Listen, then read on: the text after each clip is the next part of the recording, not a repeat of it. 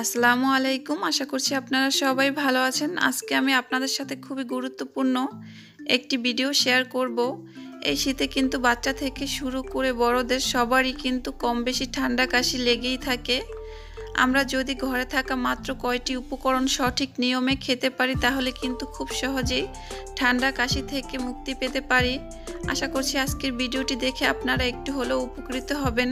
ভিডিওটি ভালো লাগলে অবশ্যই চ্যানেলটি সাবস্ক্রাইব করে রাখবেন। তাহলে চলুন দেখে নেই কিভাবে তৈরি করতে হয়। প্রথমে চুলায় একটি হাঁড়ি বসিয়ে নিয়েছি। এখন আমি এই হাঁড়ির ভিতরে 1 কাপ পানি দিয়ে নিচ্ছি। আপনারা যদি আরও বেশি করে তৈরি করতে চান তাহলে কিন্তু এখানে পানির পরিমাণটা বাড়িয়ে দিতে হবে। এখানে আমি 1 কাপ বিশুদ্ধ খাবার পানি দিয়ে নিয়েছি। এখন আমি চুলা জ্বালিয়ে পানিতে বলক তুলে নিচ্ছি। দেখতেই পাচ্ছেন পানিতে বলক চলে এসেছে। এখন আমি বাকি উপকরণগুলো দিয়ে নিচ্ছি। এখানে আমি 2টি তেজপাতা নিয়েছি আর তেজপাতা 2টি আমি হাত দিয়ে এভাবে চিড়ে নিয়েছি।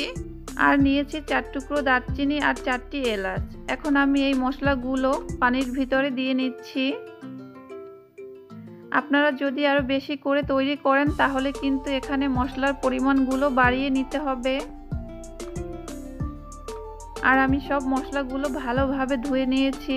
অবশ্যই কিন্তু ধুয়ে ব্যবহার করতে হবে। এখন আমি চুলার আঁচ মিডিয়ামে রেখে 8 থেকে 10 মিনিট জাল করে নিচ্ছি।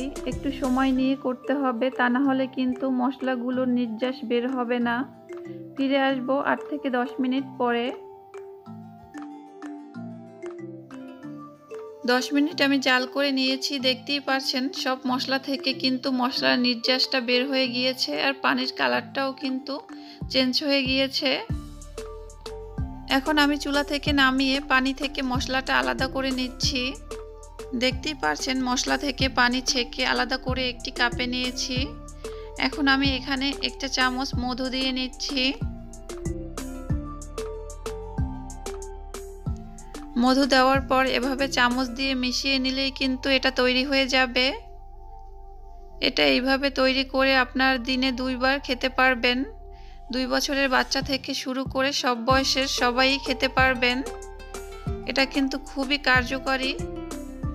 আশা করছি আজকের ভিডিওটি আপনাদের ভালো লেগেছে। ভালো লাগলে ভিডিওতে অবশ্যই একটি লাইক দিবেন। আজ এখানেই শেষ করছি। সবাই ভালো থাকবেন, সুস্থ থাকবেন। আল্লাহ হাফেজ।